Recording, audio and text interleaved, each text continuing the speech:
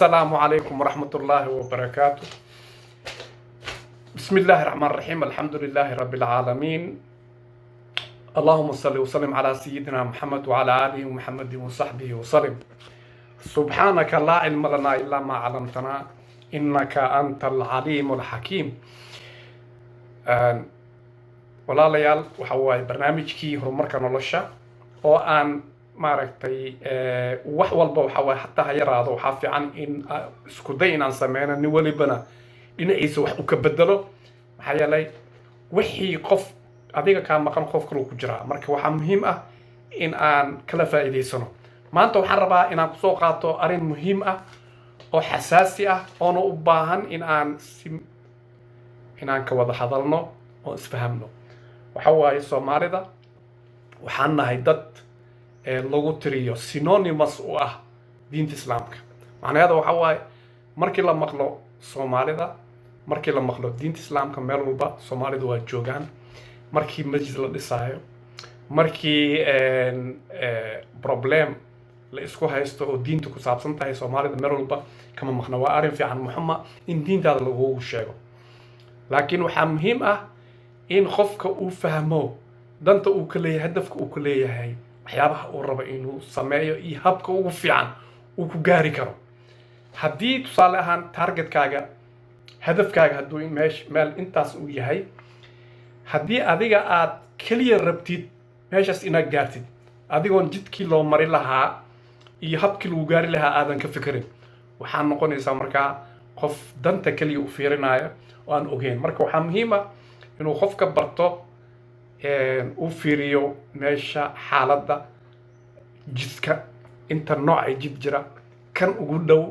oo ugu ammaansan hadafkiisna uu ku gaari karo waxyaabaha uu rabo inuu sameyn karo hadafka Soomaalida dadka aan maragtay dhamaanteen aan leenahay waxa waaye in anagoo diinteena wadana boqolkiiba boqol adduunkana inaan ka qayb galno inaan wax barano inaan shaqeysano inaan dad la dhaqano inaan siyaasadda ka qayb galno in ummadaha adduunka inaan noqonin dad farta lagu fiiqayo ee aan noqono dad ka mid ah caalamka wax ku soo kordhiya inaan noqono dad ilbaxnimada iyo xadaarada iyo maaragtay wax soo saarka adduunka qayb ka ah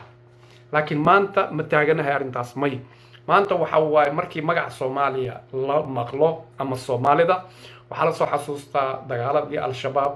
waxaa la xasuustaa 30 sano oo dhibaato dhacday waxa dadku ay xasuustaan waxyaabo maaragtay negative ah marka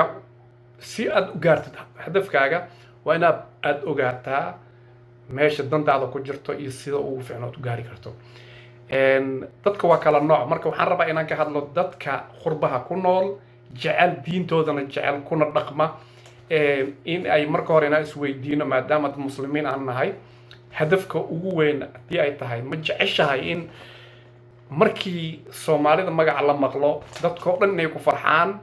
oo xataa adigoo diintaada si fiican ugu dhagan adduunka dhan lagaa soo dhaweeyo oo aad noqotid horseed mise waxaad jeceshahay in markii Soomaalida la maqlo in la soo xasuusto dagaal iyo problem oo markasta dib u dhac mataana loogu dhigo may marka sida aan ku gaari karno waxa waa inaan dib u fiirino waxa ka mid ah waxa waa Ilaahay markuu bini'aadanka abuuray wuxuu u sameeyay qalbi iyo maskax qalbi leh dareen cawaatif emotional wax dareema wixii aad dareentay qalbigaad ka jeclaanaysaa maskaxdeena wuxuu Ilaahay ku siiyay inaad ka fikirtid habka wixii aad jeclaatay aad ku heli lahayd habkee waa ugu fiican ما يعني وحاس أرجع كلي أنت فيرسيد أتكو رديد أسوق قادتيد معقول معها الباب كيات تاجن محلو باهي وحولبا وأنا مركا أنك فكرنا مركا وحان وجدد وحيدها هاي ما دام أذيك أرجع الدين تاذا عاد مرول بشيء جنيسن وجدد هذا موحيدها هاي إن أذيك الصلاة دا إن الدكتور الصوم دا أذيك شخصي أهان مسو حرجع إن الدين تي hay noqoto mid dadku dhan maaragtay Mareykan iyo Yurub iyo diinta inaad ka dhaadhicisid oo aad soo gelisid ama aad tustid inaad tahay qof diinta u haysto yani ay mataana la tahay saaxiib la tahay wax walba fiican maanta waaqiciga waxa waaye haddii diinta islaamka maanta loo arko inay tahay dadka wax ay ka cabsadaan dadka aan muslimiinta ahayn ma ahan diinta inay akhriyaan oy fahmeen oy ogaadeen ma ahan taa waxa waaye qofka shakhsiga muslimka ah asaga ayaa maaragtay waxyaabuhu sameeyey ilaa haddana uu sameeyo dagaalada ka mid ah iska horimaadka ka mid ah waxaa ka mid ah waxyaaba akhlaaq xumo ah iyo maaragtay beenta ka mid ah waxaa ka mid ah khiyaanada waxyaabahaas oo dhan haddii ninka muslimka uu sameeyo ayna badato marka waxaa laga yaabaa dadkii inay arrimahaas xun foosha xun leh inay sabab uga dhigaan diinta ay haysatid haddii laakiin la arko waxyaabo fiican natiijo fiican laga arko waxay noqonaysaa in diintii adiga dadkii aad ka gaday aad tustay adigoon ogeen maxaa yeele qofka muslimka ah waxa waaye asaga ayaa tusaale ah diinta islaamka ma ahan keliya dharka islaamka la xirto ma ahan kitaabka qur-aanka la akhrinayo ma ahan maaragtay waraaqaha yani kitaab ahaan physical ma ahan waxa waaye waxa ku qoran iyo inaad ku dhaqantid waxa ku qoran iyo ku dhaqmantiisa waxaa ka mid ah waxa waaye in lagaa arko haddii aad kor ka xafiday qur-aanka laakiin aayadda ugu horeyso adiga aadan reflection samayn karin taa macnaheeda waxa waaye waxaa tusay in diinteeda waxa waaye in keliya la akhriyo laakiin aan lagu dhaqmin waxaa ka mid ah waxa waaye matalan markii aan u nimiday markii hore waxaan ahayn dad boqolkiiba boqol muslimiin ah dhexdoodii ayaga annaga dhaqankeena gaarka haysano laakiin hadda duruufta waxay noo keentay inaan u nimaadno dad aan muslimiinna la ahayn diinka la haysta marka waxyaabaha aan u keennay waa inuu noqdaa waxyaabo ayaga horumarkay ku sugnaayeen kasii badan inaan maaragtay waxyaabaha ay naga arkeen inuu noqdo wax fiican markaa ay ka arkaan wax kastoo fiican waxaa laga yaabaa inay isdhahaan qofkan salaada u ordaya haddana wax fiican ka muuqdo horumar dhaldhalaal wax walba marka xaguu ka keenay diintii marka diintii ayaad adiga si indirect ah ninka uga dhaadhicisay adigoon hadlin adigoon qur-aanka barin marka laakiin haddii aad qofkii rabtid inaad mar walba aad tusaysid jaceylka aad u qabtid diinta laakiin resultigii ama natiijadii ay tahay waxyaabaha aad soo bandhigaysid oo dhan haddii laga arko adigoo been sheegaya adiga iyo qofka aan muslimka ahayn aad adiga been sheegto oo asiga run sheego haddii laga arko nadaafad la-aan haddii laga arko khiyaano haddii la arko adigoo saaxiibkaaga ama walaalkaaga neceb haddii la arko wax kastoo conflict iska hor imaad ah haddii aad saaxiib tahay marka qofkii waxaa laga yaabaa inuu dhaho diintan maxaan bartaa ama aan u sameeyaa qofkii humaaga u ahaa oo dhan ayaa sidaas ah marka qofka bini aadanka waxaa muhiim ah inuu ka fekero waxyaabaha uu sameynayo siduu ku gaari lahaa inay tahay habkii uu maaragtay ku gaari lahaa marka waajibaadka hadduu yahay waajibkaa saaran in aad diinta fidisid dadka aad gaarsiisid hadday tahay inaad maaragtay dadka muslimiinta ahayn ka dhaadhicisid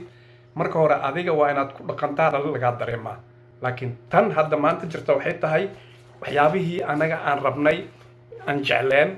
keliya humaaga kor aan ka haysanaa laakiin kuma dhaqanno ama ma sameyno ku dhaqanka waxa waaye waa qasab waa loo baahan yahay inaan jeclaano qur-aanka inaan akhrino inaan xafidno axaadiista barano laakiin waxaa kasii fiican adigoo intaa sameynaya haddii aad noloshii aad la soo baxdid waxyaabo fiican marka diinta ma ahan keliya looguma talagelin yowm alqiyaama waxa waaye waa kala saarkii laakiin hadda waxaa lagaa rabaa in wax kastoo fiican in maaragtay lagaa arko kadibna waxaa la dhihi karaa in waxyaabahan dadkan qofkan wuxuu ka keenay diintiisa ayaa wanaagsan laakiin sida adiga dhammaanteen aan wada jirna ma ahan keliya soomaalida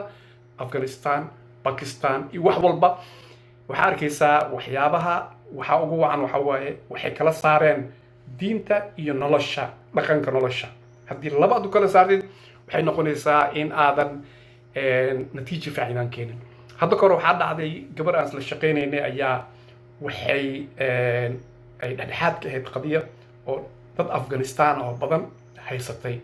dadkii way isdagaaleen ilaa iyo toddobaad ay arrimahoodii aad marka waxaa la arkay in dumar iyo rag oo yani is haysta dadkii markaa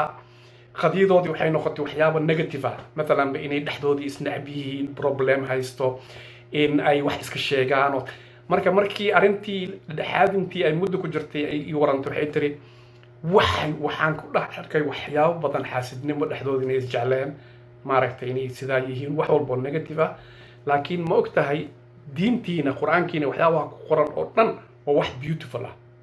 ayagana sidaanay u dhaqmaayaan